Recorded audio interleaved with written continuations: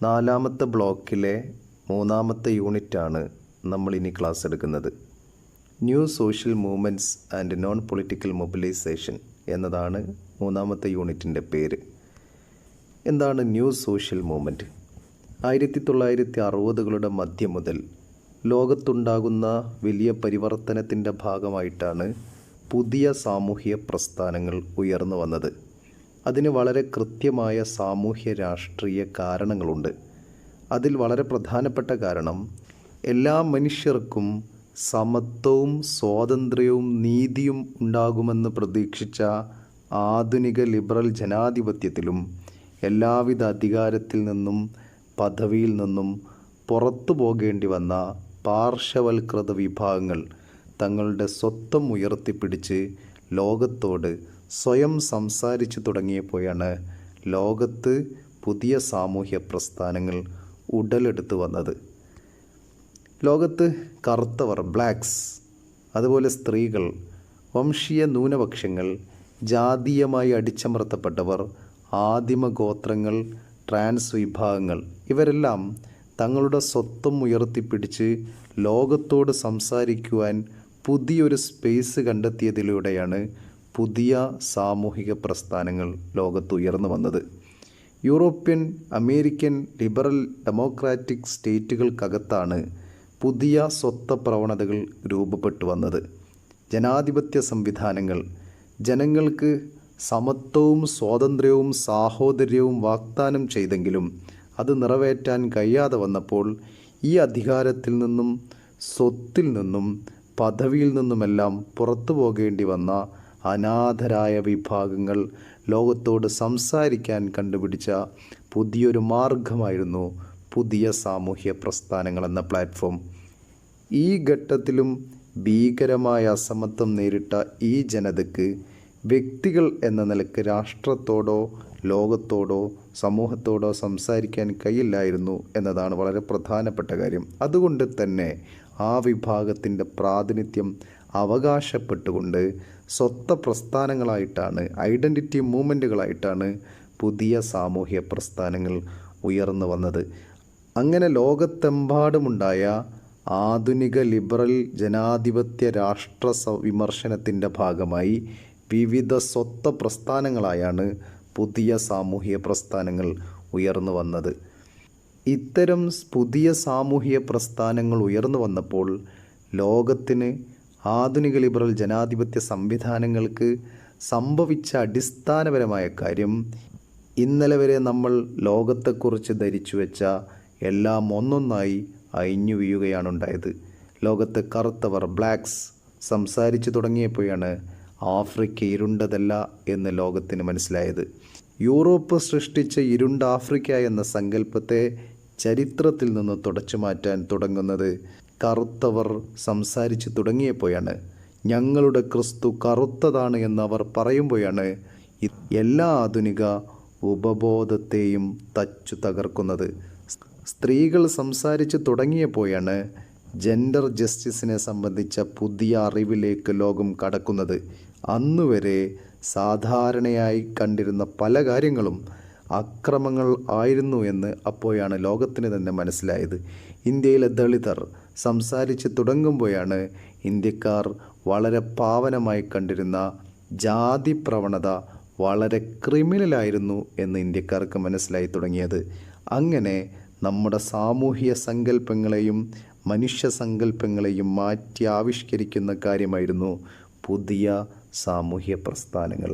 അപ്പോൾ new social movement എന്ന് പറയുന്നത് 1960കളിൽ ഉണ്ടായ, ലോകത്ത് തന്നെ ഉണ്ടായ പുതിയ പ്രവണതയായിരുന്നു. ആധുനിക ജനാധിപത്യ സംവിധാനങ്ങൾ എല്ലാ മനുഷ്യർക്കും നീതിയും സ്വാതന്ത്ര്യവും സമത്വവും ഉണ്ടാക്കുമെന്ന പ്രതീക്ഷ ഉണ്ടായിരുന്നെങ്കിലും ആധുനിക ജനാധിപത്യ രാഷ്ട്ര വ്യവസ്ഥയിലും പുറത്താക്കിയ മനുഷ്യർ തങ്ങളുടെ പങ്ക് ചോദിച്ചു വന്നതിനെയാണ് പുതിയ സാമൂഹ്യ പ്രസ്ഥാനങ്ങൾ എന്ന് പറയുന്നത്. 1960കളിലാണ് ഈ ഒരു പ്രവണത ലോകത്തുണ്ടായത്. ലോകത്തെ ബ്ലാക്സ്, സ്ത്രീകൾ, അധസ്ഥിത ജനവിഭാഗങ്ങൾ, അതുപോലെ ട്രാൻസ് വിഭാഗങ്ങൾ, അങ്ങനെ തുടങ്ങിയിട്ട് സമൂഹത്തിലെ ഏറ്റവും അടിച്ചമർത്തപ്പെട്ട വിഭാഗങ്ങൾ തങ്ങളുടെ പങ്ക് ചോദിച്ചതിനെയാണ് തങ്ങളുടെ പങ്ക് ചോദിച്ചുകൊണ്ട് സ്വത്വപ്രസ്ഥാനങ്ങളായി ഉയർന്നു വന്നതാണ് പുതിയ സാമൂഹ്യ പ്രസ്ഥാനങ്ങളെന്ന ലോകത്ത് പുതിയ പ്രവണത ഉണ്ടായത്. ഇനി difference between new and old social movement, പുതിയ സാമൂഹ്യ പ്രസ്ഥാനങ്ങളും പഴയ സാമൂഹ്യ പ്രസ്ഥാനങ്ങളും തമ്മിലുള്ള വ്യത്യാസം എന്തായിരുന്നു? പുതിയതും പഴയതുമായ സാമൂഹ്യ പ്രസ്ഥാനങ്ങൾ തമ്മിലുള്ള പ്രാഥമിക വ്യത്യാസം, പഴയ സാമൂഹ്യ പ്രസ്ഥാനങ്ങൾ സാമ്പത്തിക ക്ഷേമം പോലുള്ള ഭൗതിക സ്വഭാവമുള്ള വിഷയങ്ങളിലാണ് ശ്രദ്ധ കേന്ദ്രീകരിച്ചത്. അതേസമയത്ത് പുതിയ സാമൂഹ്യ പ്രസ്ഥാനങ്ങൾ ലിംഗഭേദം, വംശം, ജാതി, ഗോത്രം, ലൈംഗികത, പരിസ്ഥിതി, മൃഗാവകാശങ്ങൾ, മനുഷ്യാവകാശങ്ങൾ തുടങ്ങിയ വിഷയങ്ങളിലാണ് ശ്രദ്ധ കേന്ദ്രീകരിച്ചത്. മറ്റൊരു ഡിഫറൻസ് എന്ന് പറയുന്നത് പഴയ സാമൂഹ്യ പ്രസ്ഥാനങ്ങൾ വർഗാധിഷ്ഠിതമായിരുന്നു, എന്നാൽ പുതിയ സാമൂഹ്യ പ്രസ്ഥാനങ്ങൾ സ്വത്താധിഷ്ഠിതമാണ്. വർഗരാഷ്ട്രീയത്തെയല്ല സ്വത്ത രാഷ്ട്രീയത്തെയാണ് ഉയർത്തിപ്പിടിക്കുന്നത്.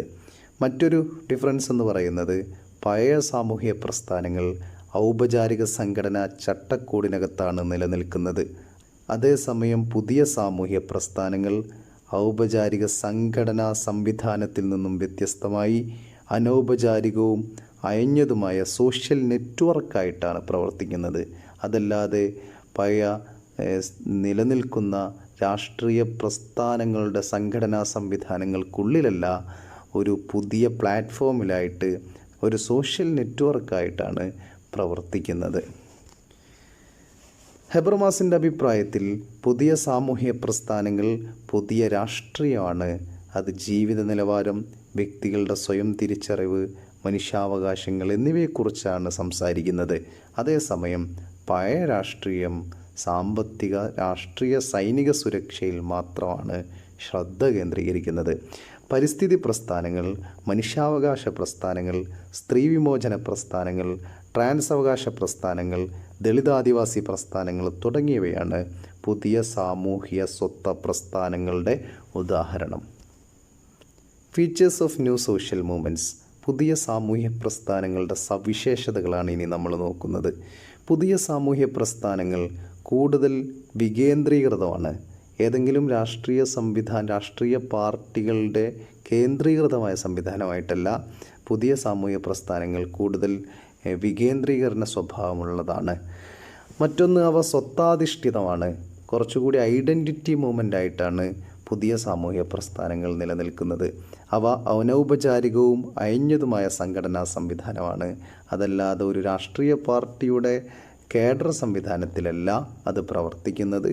അനൗപചാരികമായിട്ടും വളരെ ഫ്ലെക്സിബിളായിട്ടുമുള്ള സംവിധാനത്തിലാണ് പ്രവർത്തിക്കുന്നത്. മറ്റൊന്ന്, അവ പരമ്പരാഗത പാർട്ടി സംവിധാനത്തിനും രാഷ്ട്രീയ പ്രക്രിയക്കും പുറത്താണ് പ്രവർത്തിക്കുന്നത്. പരമ്പരാഗത പാർട്ടി രാഷ്ട്രീയ പാർട്ടി സംവിധാനത്തിനകത്തല്ല, രാഷ്ട്രീയ പ്രക്രിയക്ക് പുറത്ത് ഒരു സാമൂഹ്യ നെറ്റ്വർക്കായിട്ടാണ് പ്രവർത്തിക്കുന്നത്. മറ്റൊന്ന്, പുതിയ സാമൂഹ്യ പ്രസ്ഥാനങ്ങളെ യാഥാസ്ഥിതികമോ ലിബറലോ വലതോ ഇടതോ സോഷ്യലിസ്റ്റോ ആയി ചിത്രീകരിക്കാൻ കഴിയില്ല. അവർ ബഹുജന ആശയങ്ങളും മൂല്യങ്ങളുമാണ് പ്രകടിപ്പിക്കുന്നത്, അതല്ലാതെ ഏതെങ്കിലും പക്ഷത്തായിട്ട് അല്ല. അതുപോലെ സാമ്പത്തിക വിഷയങ്ങളെക്കാൾ സാംസ്കാരികവും സ്വത്താപരവുമായ വിഷയങ്ങളിലാണ് അവർ പുതിയ സാമൂഹ്യ പ്രസ്ഥാനങ്ങൾ കൂടുതൽ ശ്രദ്ധ കേന്ദ്രീകരിക്കുന്നത്. മറ്റൊന്ന്, പുതിയ സാമൂഹ്യ പ്രസ്ഥാനങ്ങളിലെ പ്രവർത്തനം വ്യക്തികൾ എന്ന നിലക്കല്ല, സ്വത്വ പ്രസ്ഥാനങ്ങളായിട്ടാണ് ഉയർന്നു വന്നത്. മറ്റൊന്ന്, അഹിംസയും നിസ്സഹകരണവുമാണ് ഈ പ്രസ്ഥാനങ്ങളിലെ സമരമുറകൾ, അതല്ലാതെ ഹിംസാത്മകമായ സമരമുറകളല്ല. മറ്റൊന്ന്, ഭരണകൂട അധികാരങ്ങളുടെ ഉപകരണങ്ങളിലല്ല, സിവിൽ സമൂഹത്തിലോ സാംസ്കാരിക മേഖലയിലോ ആണ് ഈ പ്രസ്ഥാനങ്ങൾ പ്രവർത്തിക്കുന്നത്. അതല്ലാതെ അധികാര സ്ഥാനങ്ങളിൽ ഗവൺമെൻറ് ഭരണ സംവിധാനങ്ങൾക്ക് വേണ്ടിയല്ല. മറ്റൊന്ന്, രാഷ്ട്രീയ പങ്കാളിത്തത്തിൽ ജനങ്ങൾക്ക് സമത്വവും സ്വാതന്ത്ര്യവും നീതിയും വാഗ്ദാനം ചെയ്തിരുന്ന ആധുനിക ലിബറൽ ജനാധിപത്യ സ്റ്റേറ്റുകളുടെ പരാജയത്തിലുള്ള പ്രതികരണമായിട്ടാണ് ഈ പ്രസ്ഥാനങ്ങൾ ഉയർന്നു വന്നത്. ഇത്രയുമാണ് പുതിയ സാമൂഹ്യ പ്രസ്ഥാനങ്ങളുടെ സവിശേഷതകൾ.